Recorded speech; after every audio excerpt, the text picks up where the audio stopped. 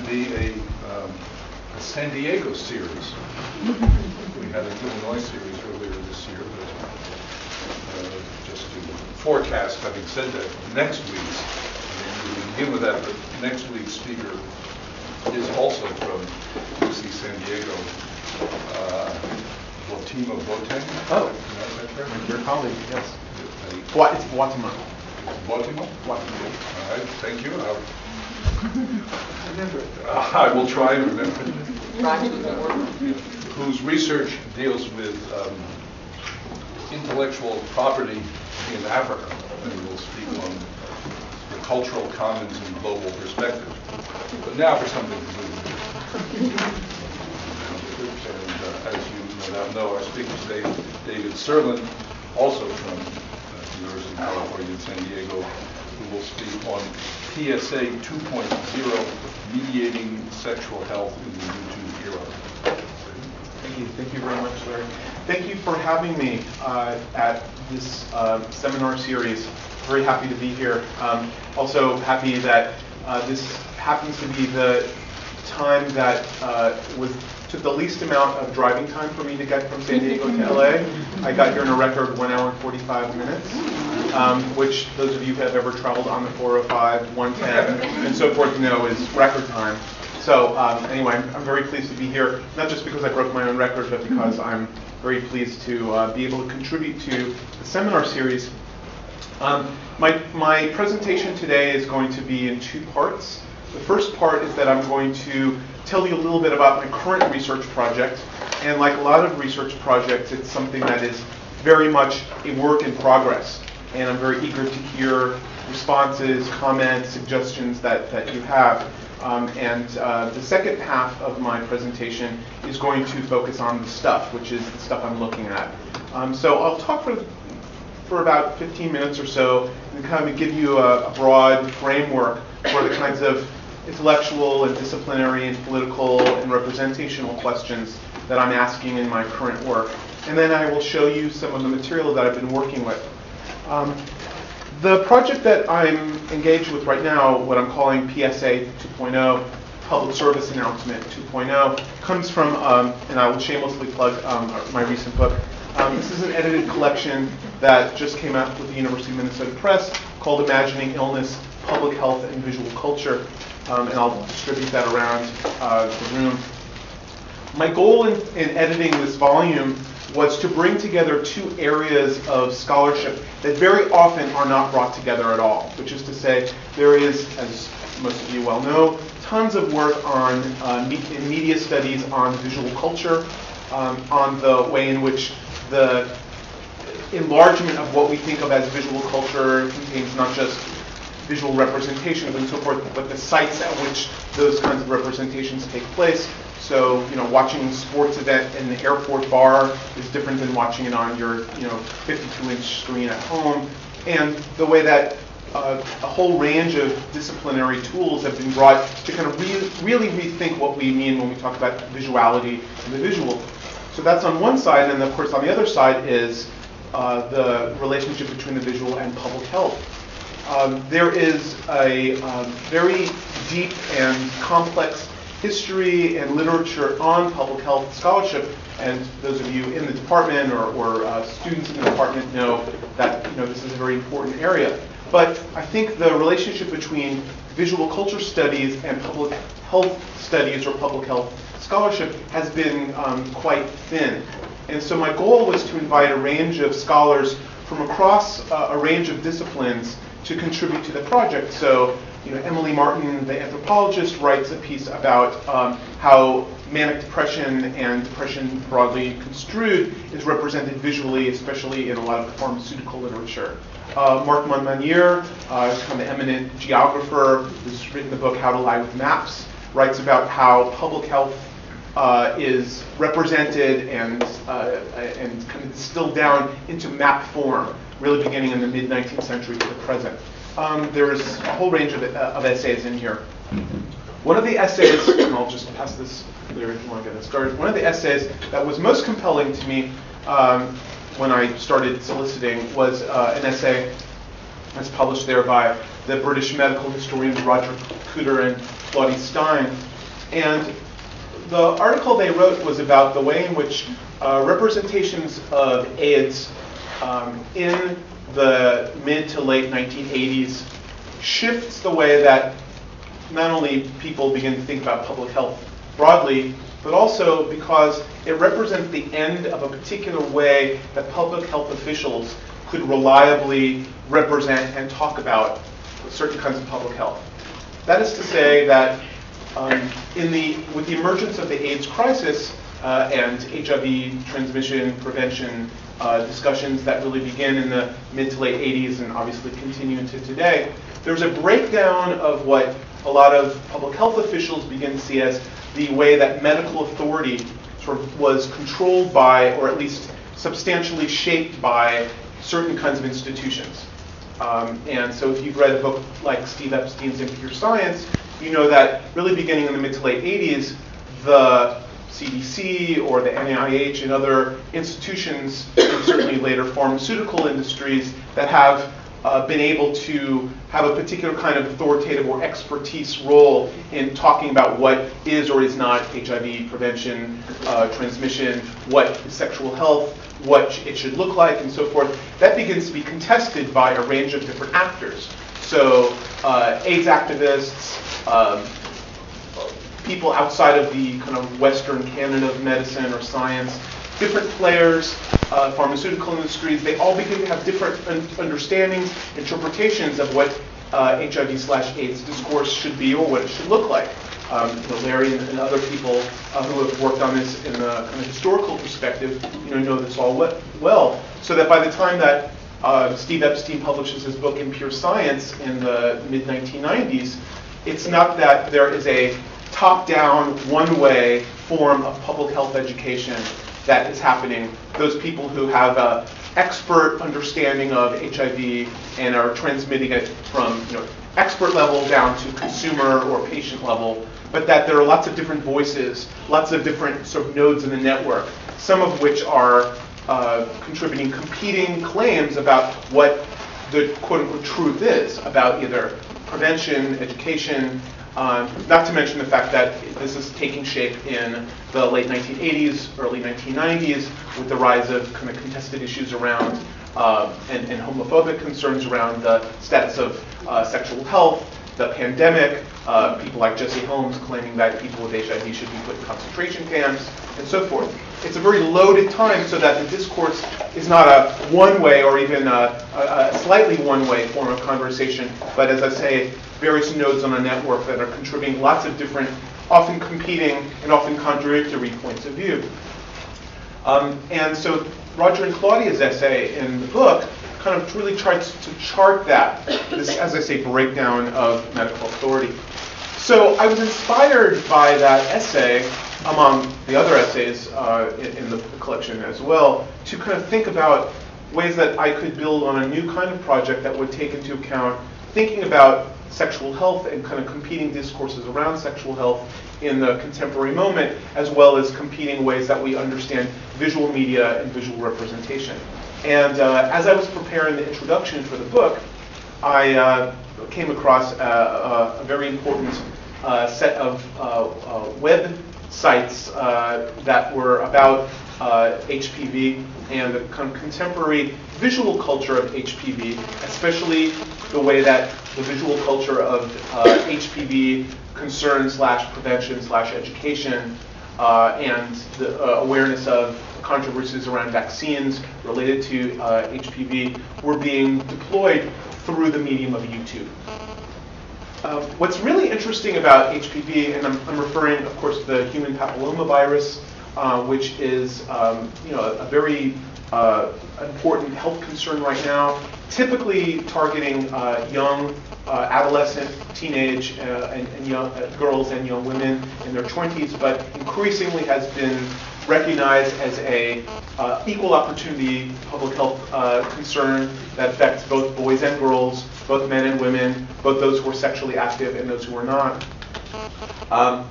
That concern for and the kind of emergence of particular discourses around HPV emerged at exactly the same time as the medium of YouTube became to be a ubiquitous presence.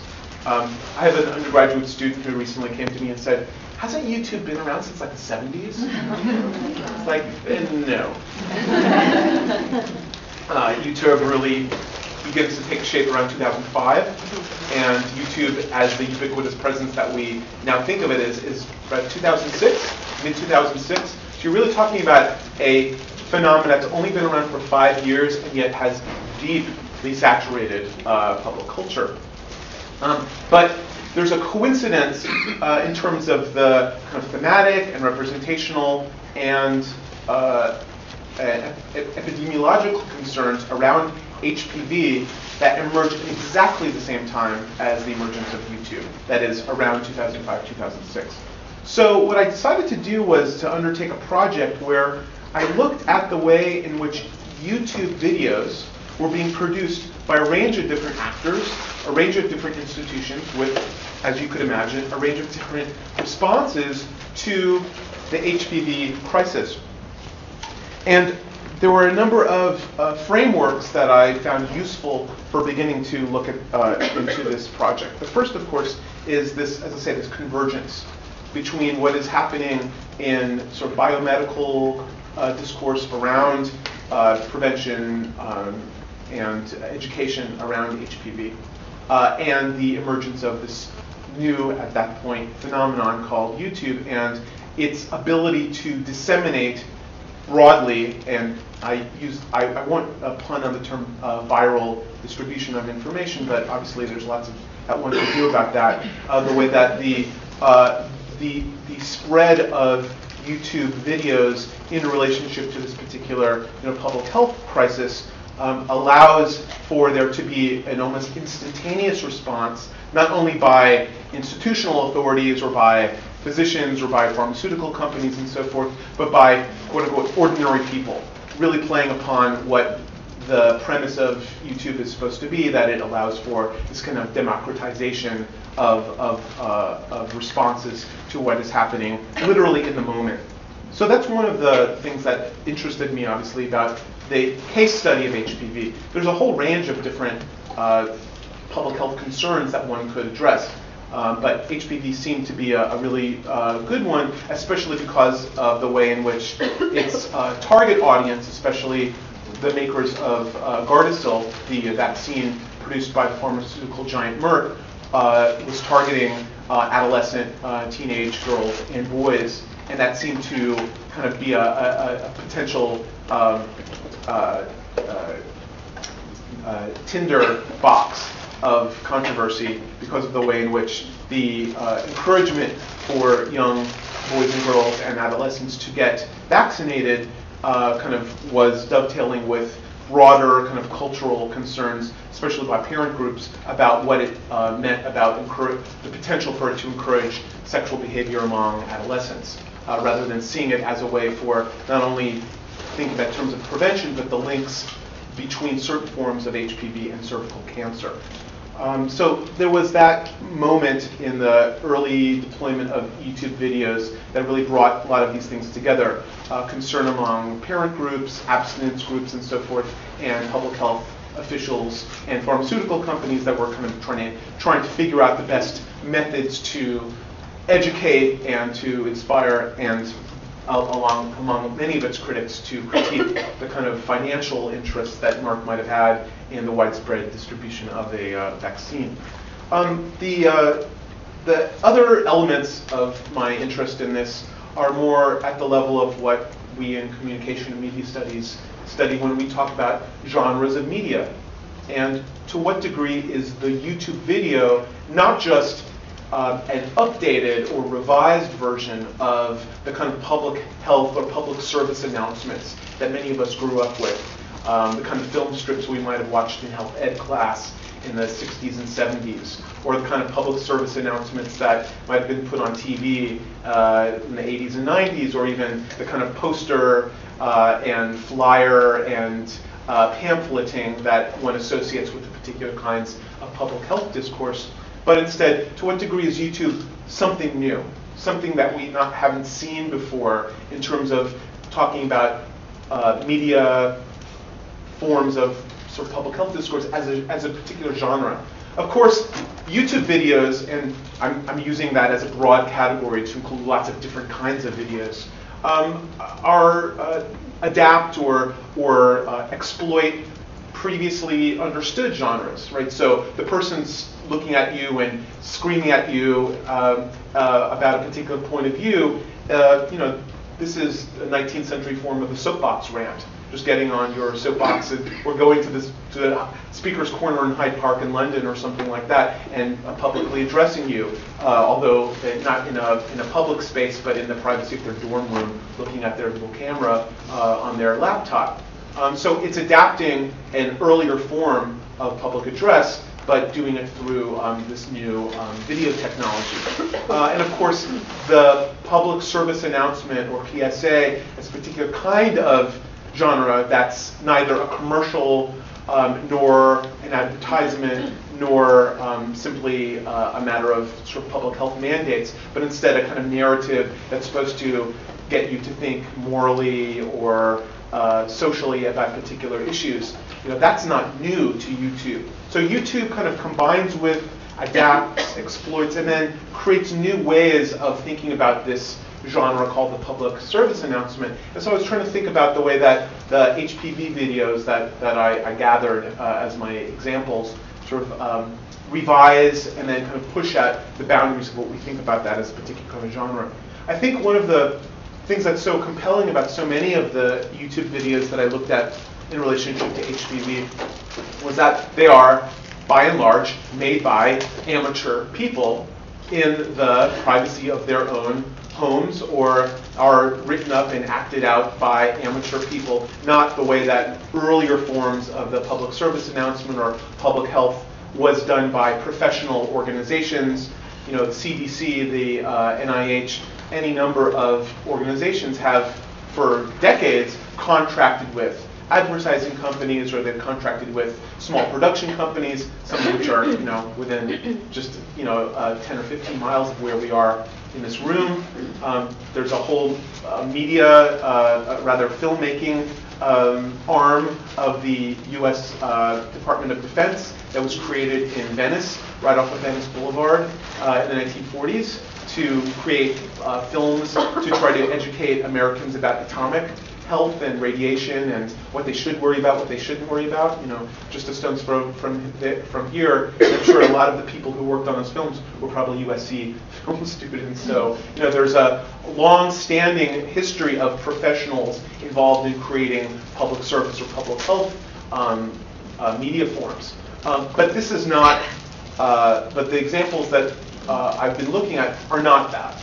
They are people who are amateur bloggers, people doing it from their living rooms, people doing it from their dorm rooms, people who get together and get some friends to dress in various costumes and put on some kind of stage show for the camera that's immediately uploaded.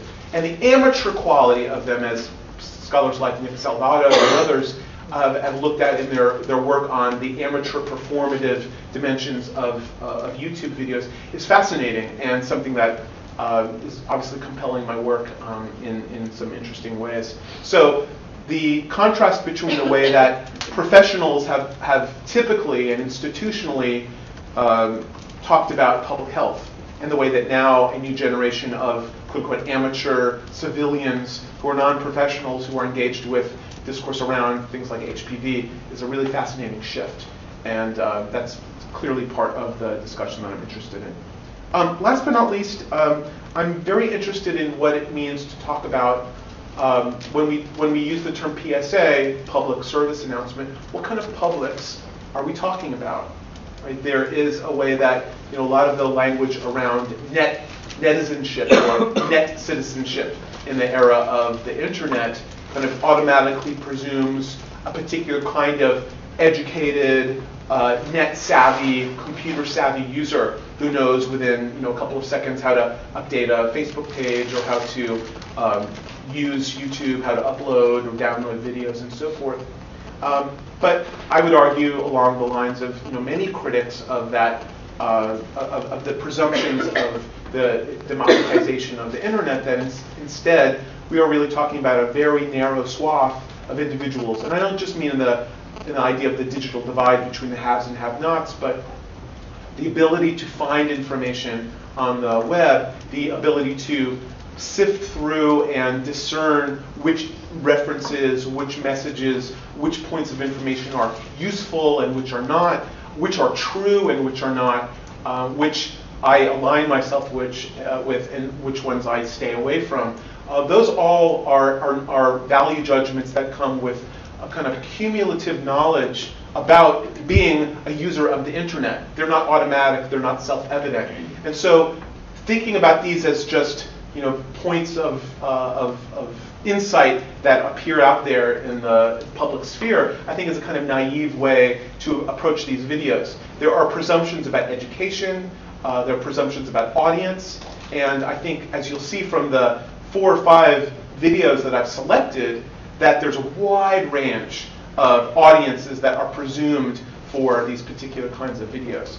And that kind of leads to the kind of last dimension of what interests me about this, and it's an idea that the anthropologist Charles Briggs has talked about as sanitary citizenship, which is the relationship between forms of citizenship and forms of healthcare, forms of being healthy. We can go the Foucauldian route and talk about biopolitics, but just to kind of keep it within the vernacular for a moment, the way that being healthy or being unaffected or having access to a vaccine puts one in relationship to forms of citizenship, or puts one in relationship to forms of belonging or inclusion that then automatically distinguish one from being part of a healthy public sphere, as opposed to one who is excluded from, or minority excluded from, that kind of general sense of a public sphere. And scholars like Nicholas Rose and others have talked about biocitizenship, the relationship between your biology or your biopolitical self and the larger political or public sphere to which you belong or from which you're excluded. And so thinking about access to HPV information as related to access to forms of biocitizenship are also ways that I'm kind of thinking about framing this project. So what I want to do now is I want to turn to the videos themselves. I've selected 1, 2, 3, 4, 5 of them to show you. 3 or 4 of them are really short, and so I'm going to show you them in their entirety. And one of them is rather on the long side, and long by internet blogging, it's like 8 minutes. So I'll trim it down to by 2 or 3 just to give you a flavor of it.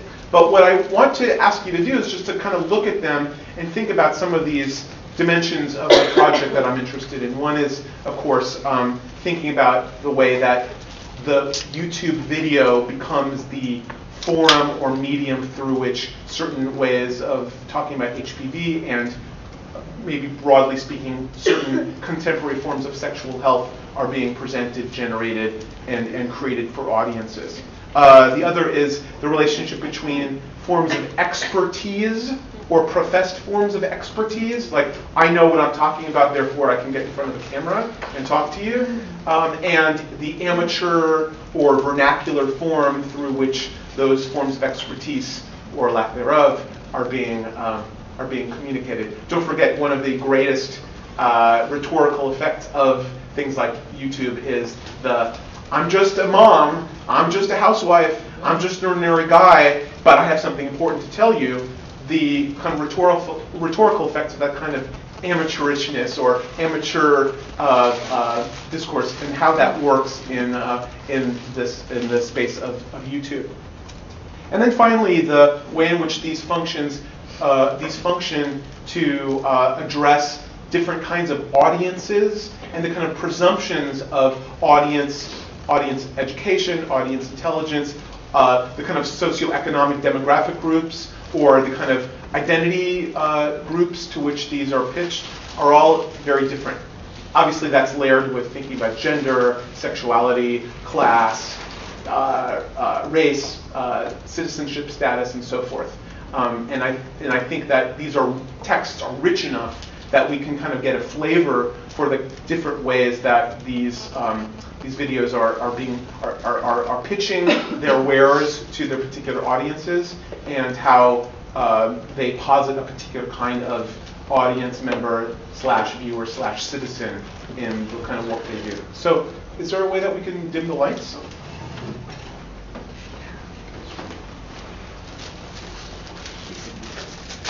All right. Are there any lights that we can make even dimmer? I think that's pretty good. Okay. I noticed you kind of whispering, and one of the things that I'm very interested always with YouTube is when you bring up a particular video, what gets listed in relation on the other side, you know. And when you bring up things on topics of sexual health, you can bring up everything from other videos on sexual health to quasi-porn, right? Because the way that keyword searches work and the way that search engines have their own weird little algorithms, that sex and sexuality often gets kind of casts a wide net. Okay. We were looking at the differences in hits too. Oh. On this, I mean, in terms of topics, you can really get a sense of. Yeah, you know. Constipation loses, but but pictures of warts way ahead. Way ahead. Way ahead. Okay. So rather than narrate every single one of these, I'm just going to play them. Not because they don't deserve some kind of framing, but I've tried to provide as much initial framing as I can so that we can just get a flavor of what's going on. Okay. So.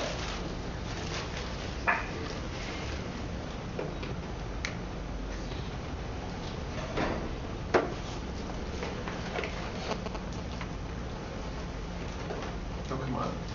We worked before. Don't let me down now.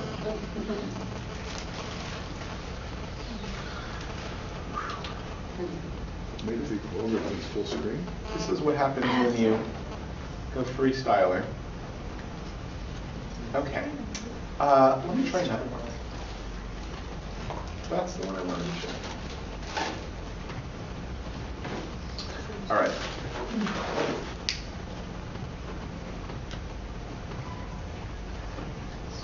Maybe it just got.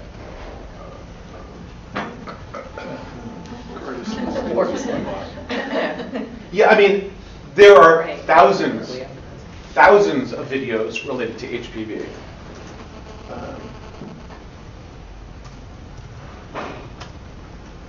Now you get to see what I do all day. Come on, dude, let's go.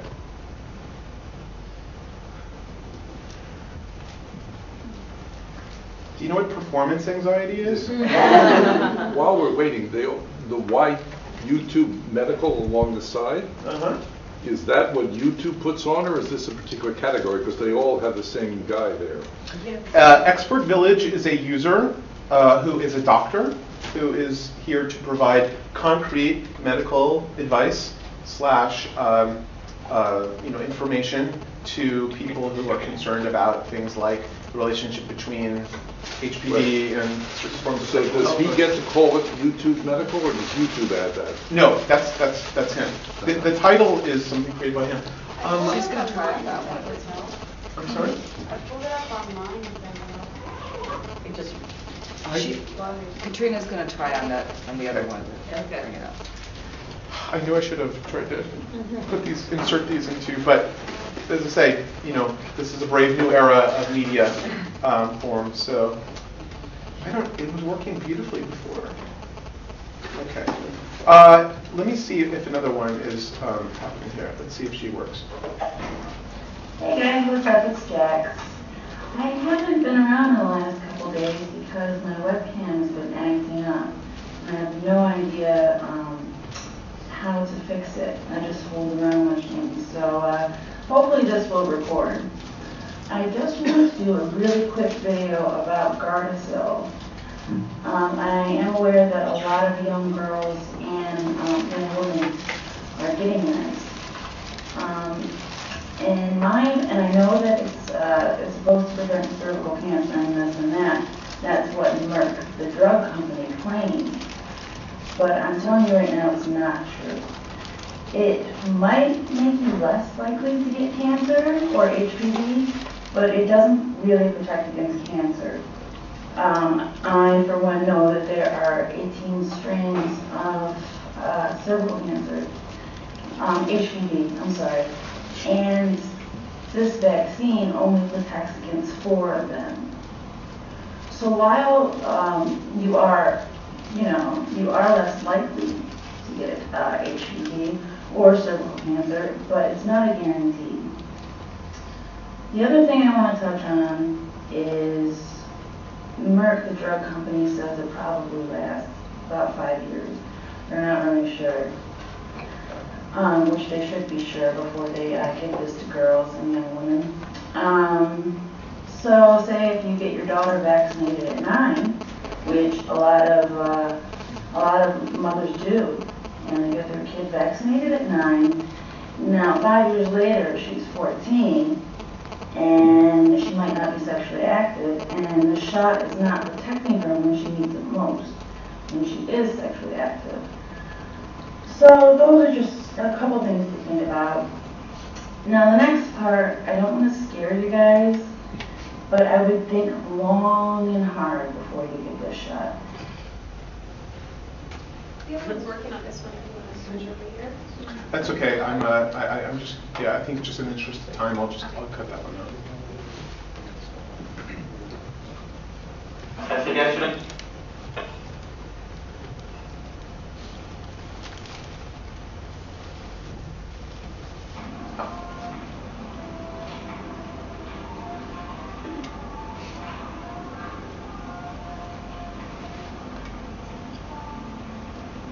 Steve?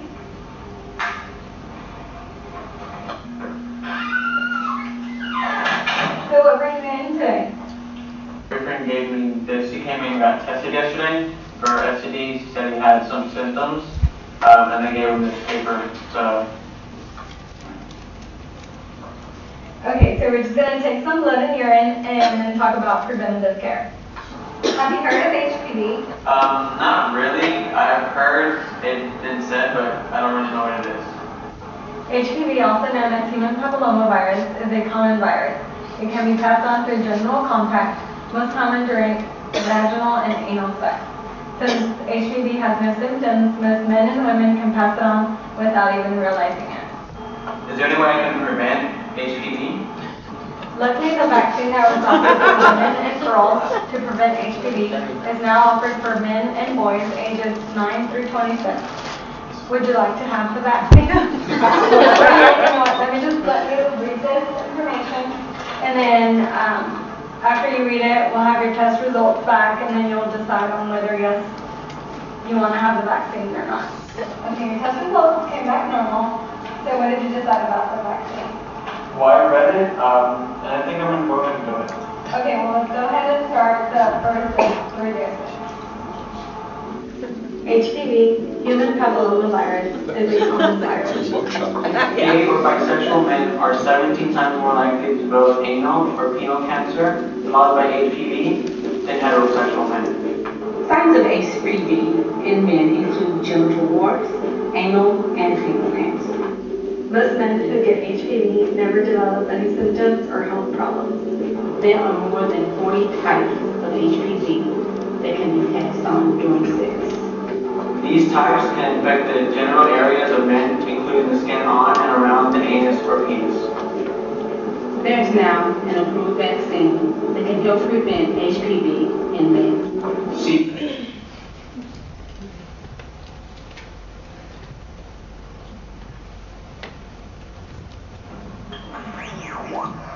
safer sex, condoms, HPV.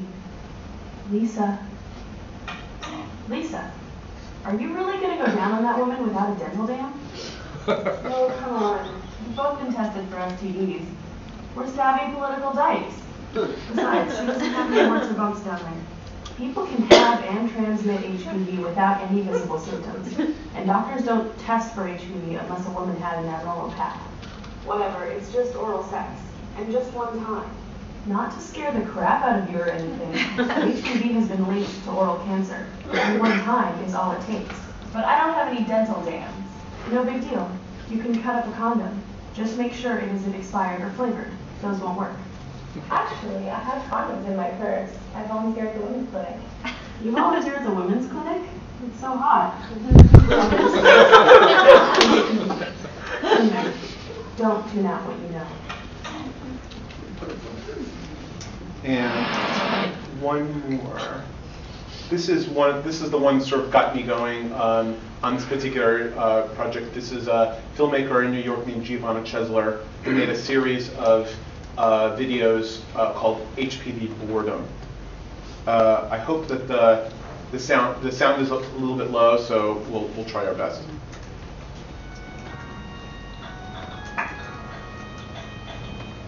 This is your doctor. I am calling today to talk to you about HPV, human papillomavirus.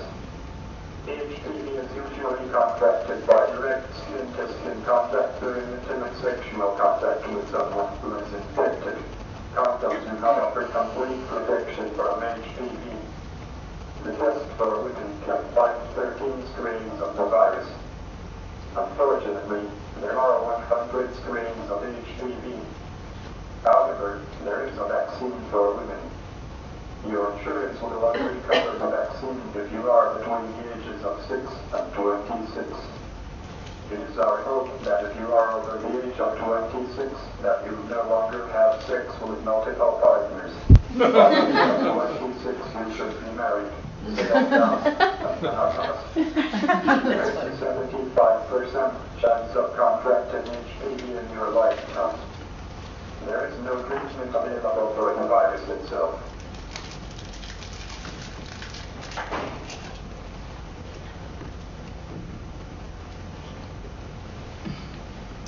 So that's the last one that I'm going to show. Anyway, so I guess we have some time if you have any questions or if you have any comments, or as I often say to my students, if you want to look at something that we looked at again, so because you couldn't believe it, we can go back to it. I have a question. From most of what I've heard about this, and including here, they're pitching this at children. You mean the vaccine, or do you mean these particular kind of videos? No, the vaccine. The video seems to be pitched at, sort of older teen and beyond. Well, they're not pitching the vaccine to children. They can't have it by themselves. So No, they're that's pitching the it at the mothers of the children. No, I understand that, but so these... you have to get the vaccine before you become sexually active. So it can start as early as 9, right? It becomes less effective if you already have it. You have it. So. And I mean, the idea, the ultimate idea behind the push for vaccination is that because there is a distinct link between certain forms of the virus and cervical cancer, so and also anal and penile cancer, that if you give the vaccine to boys and girls before they become sexually active, where they're more likely to transmit the virus, then you can avoid. I got all that. I remember the whole Texas thing about Okay. But these are so it seems to me these are mostly addressed at people who are already sexually active, which you're implying is too late for the vaccine. No. As long as you haven't come in contact with the HPV virus. So they actually recommended up to 26. Right. Whether or not you're sexually active. Yeah, you should be married and monogamous. But Larry, just to clarify, I've deliberately selected some of the more interesting ones for my project, but there are videos that are there's a whole. See this one, Ashley Ryburn's life ruined by HPV. She's a 13-year-old girl talking about the fact that she was given the vaccine by well-meaning parents, and she had all these health problems as a result. So there's this whole groundswell of videos made anti-vaccine, both by teenage girls and by parents of teenage girls. I haven't seen any by parents of teenage boys. They might be out there, but where girls have had terrible reactions to the vaccine. Yeah, so we've expected a lot of address to parents. Yeah, who are going to be the ones who are controlling the decision to vaccinate kids. So there are videos out there that address exactly that. Yes? I guess with YouTube what's interesting is compared to typical PSAs is that you choose to watch a lot of these videos. I wouldn't have come across any of these had I not been interested in HPV, whereas like, you know, before it's a commercial break, and so if you're watching something, you kind of have to learn about what's happening, and I kind of feel like people would seek out things that would align with their value set rather than, I don't know, anything else. Well, I think that's a really good point, that if you're at home watching TV, or you're in the movies, or you're in health class in high school, that these are things that are shown to you, as opposed to the kind of presumption that you will select by yourself to find out this information. But the idea that you want to know something about this phenomenon out there called HPV, and that your first line of inquiry will lead you to YouTube, is a pretty fascinating phenomenon in and of itself. It's not that you will necessarily even go to Wikipedia, or that you'll go to, I don't know, your local branch of the CDC or your doctor, but that YouTube then becomes this kind of clearinghouse for the latest information / misinformation / like every type of possible variation on this information that you could imagine.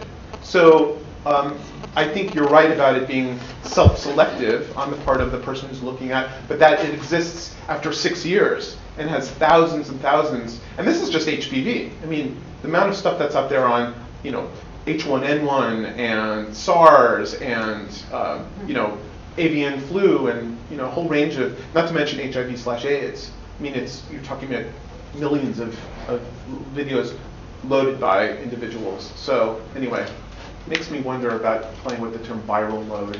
But anyway, I'll talk about that later in the paper.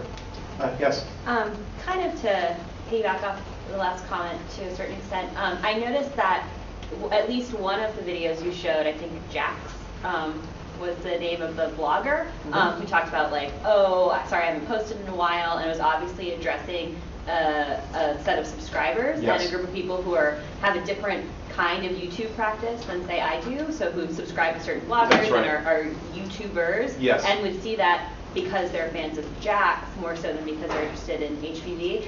And then it also seemed like there was some variety of kind of production practices demonstrated. So some seemed to be like school groups putting them on, some seemed to be like community, nonprofit groups, and some were more like blogs. So I guess could you speak a little bit to the variety of production as well as kind of audience practices? Well, I mean, you really put your finger on it. That's one of the things that fascinates me, is that, you know, traditionally speaking, the public service announcement or public health directive is done, at least, you know, really since the 19th century, by quote-unquote professionals, professional artists, and then later on professional filmmakers, TV producers, and so forth. You're absolutely right, and that's one of the reasons why I chose these 4 or 5 out of, you know, millions to talk about the way that one of them seemed to be done by a school group, you know, trying to raise awareness, especially because of the way that HPV has been, at least over the past, you know, 5-10 years, associated with girls and women, as opposed to men and boys having a relationship to that.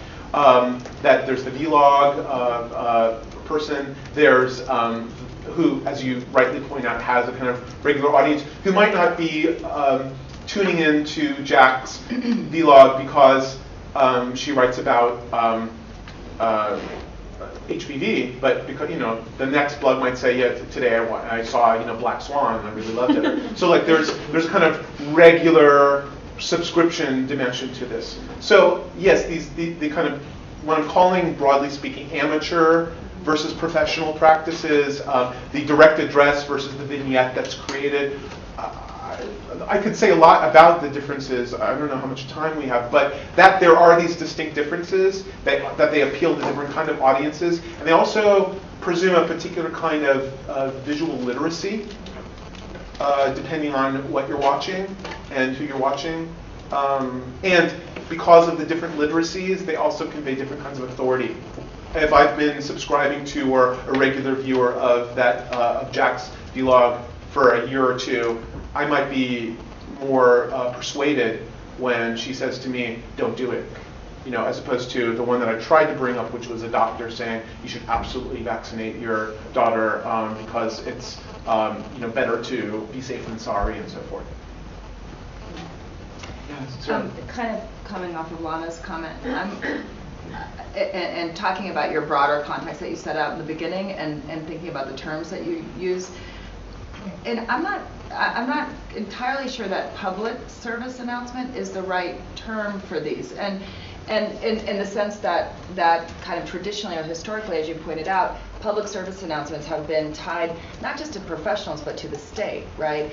And also to the market in a particular way. So I was thinking when you were talking about the PSAs that came out on TV in the 80s and 90s, those came out especially for teenagers and tweens and everything else. Those came out because of regulation, right? Because of regulatory measures, not because there was like a sudden, public interest in health messages for young kids, right? But because there had to be a certain number of minutes that were devoted to these certain kinds of announcements. And NBC is the more you know. Exactly, Yeah. exactly. Yeah. And then of course the other side of the market is Merck.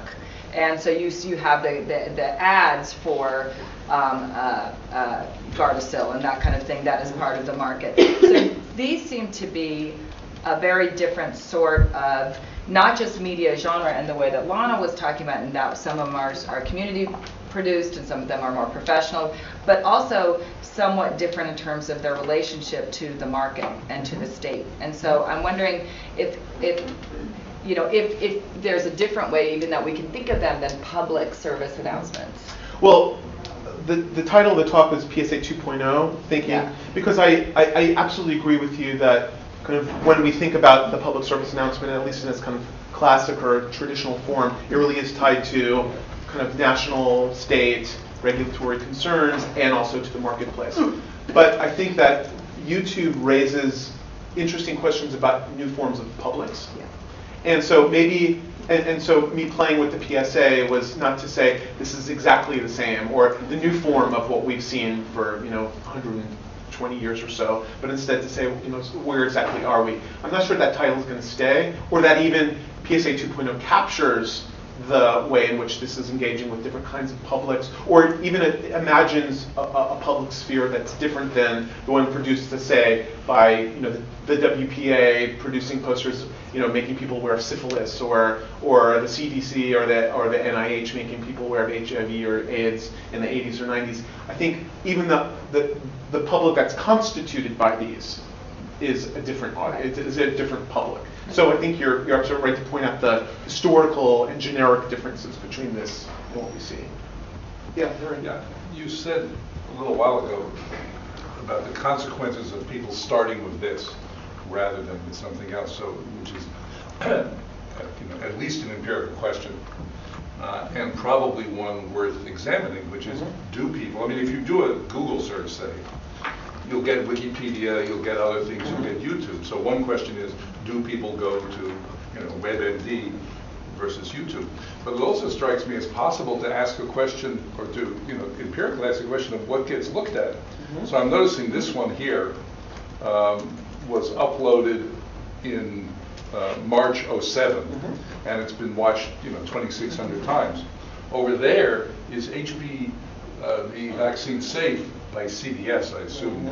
CBS. It's literally a news clip from CBS that's been uploaded. Well, that's 117,000. So it strikes me as part of this question that you're raising might be approached also by trying to get a sense of what attracts the most eyeballs, or what gets the most traction over time, because you can actually trace it over time, which is, I don't know whether you can trace people saying, go look at this one, that kind of viral thing. But you can certainly look and see what people are looking at, rather than assuming that they're going to look at, I mean, some of these could be looked at by very few people, which I think in terms of the sort of public health issues are rather different. And some of them are really, I don't know why that one came up world record. Well, yeah, I mean, that's the whatever strange, that's clearly a more popular algebra, YouTube. But I mean, I assumed that the HPV Dykes one, which by the way, Tune In HPV is this fantastic collective of feminist and queer filmmakers that are making really smart, very funny, very interesting, I think more aligned with the traditional public service announcement. The big brother, big sister lips that appear on the TV and say, hey, use a dental dam or use a cut-up condom. That's a collective that is definitely building on the tradition of sort of feminist queer filmmakers, especially since the 60s and 70s, really trying to make some kind of public health intervention. But I thought that because Dyke gets a lot of hits as a YouTube search term, that it would have turned up a lot more. But I think the limit between HPV and Dyke didn't necessarily bring up as many as I might have thought that it would. So it's been up for exactly 3 years, and it only has 7,600 hits. And more dislikes than likes, although that's such a small number. Yeah. Make much So of that. the empirical question here is actually a really interesting one.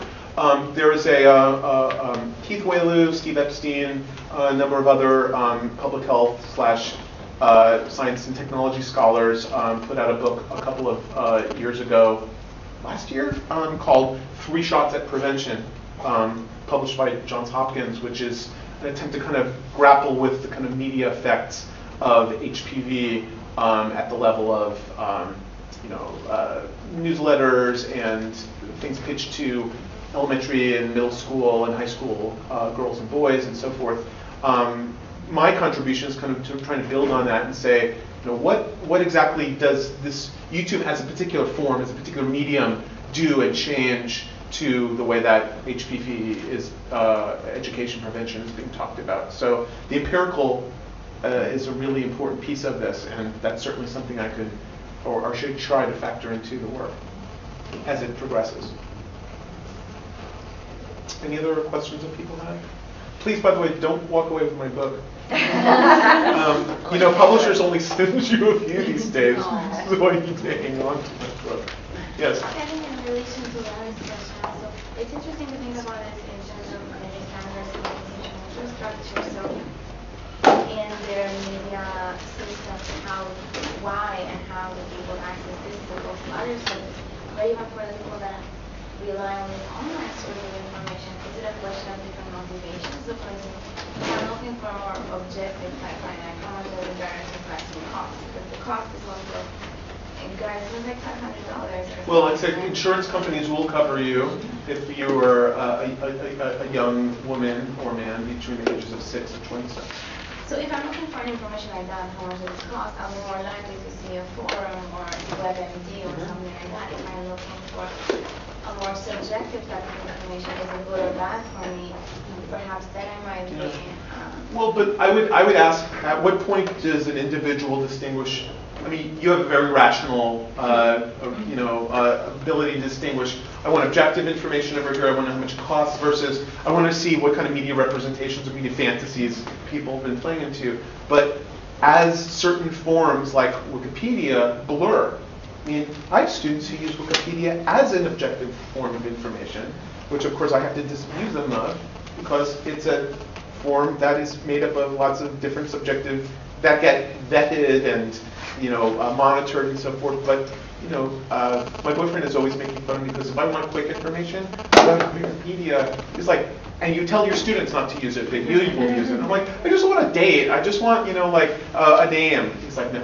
So as these things get blurred, where what we're calling subjective and objective, or vetted versus informal vernacular, as they become more blurred, I'm not sure that everyone has the same kind of rational structure that you do in seeing the distinctions between these. So there might be someone who's just, they're walking around with their iPod or, their iPad or their iPhone and says, I wonder what HPV is. I'll just go to, it's like that story you heard about. There were these 2 young girls and they got trapped in a cave and they couldn't contact anyone, but they had their cell phones with them, so they asked for help through their Facebook page. It never occurred to them to dial 911.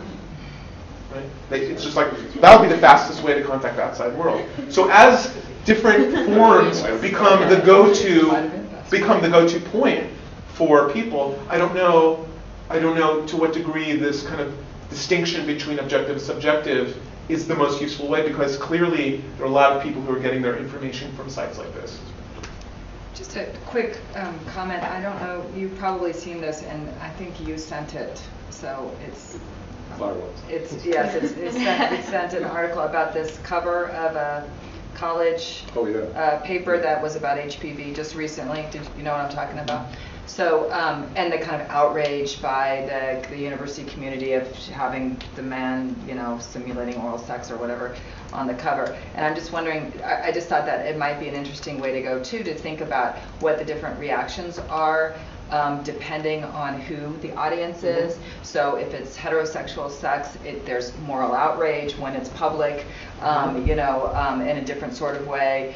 If it's kids, you know, little girls, there's a different sort of, you know, the presumption of sexual activity is just too much for any parent to even, you know, contemplate. Yeah. So. No, absolutely. I mean, and that's one of the reasons why I tried, even in this short amount of time, to kind of show this variety. So, for example, my Steve Epstein, who wrote Pure Science, he's actually written quite brilliantly about the phenomenon of sort of the stigma attached to anal cancer as in relation to HPV, because, you know, so there's the moral outrage of, you know, the parents about their sexually active young daughter. Then there's the moral outrage, but can we talk about this publicly about anal cancer? You know, because obviously that's related to unnatural, you know, deviant sexual practices and so forth. So, and then how gendered HPV has become, so that to talk about boys and girls, talk about men and women, is an intervention in and of itself, because of the way that HPV has been captured, in much the same way that sort of breast cancer discourse is gendered as female, despite the fact that, you know, men can develop breast cancer too, so, or in breast tissue. So at any rate, you're absolutely right to point out the kind of sexual orientation distinctions, the gender distinctions that are part of all of these relation to HPV.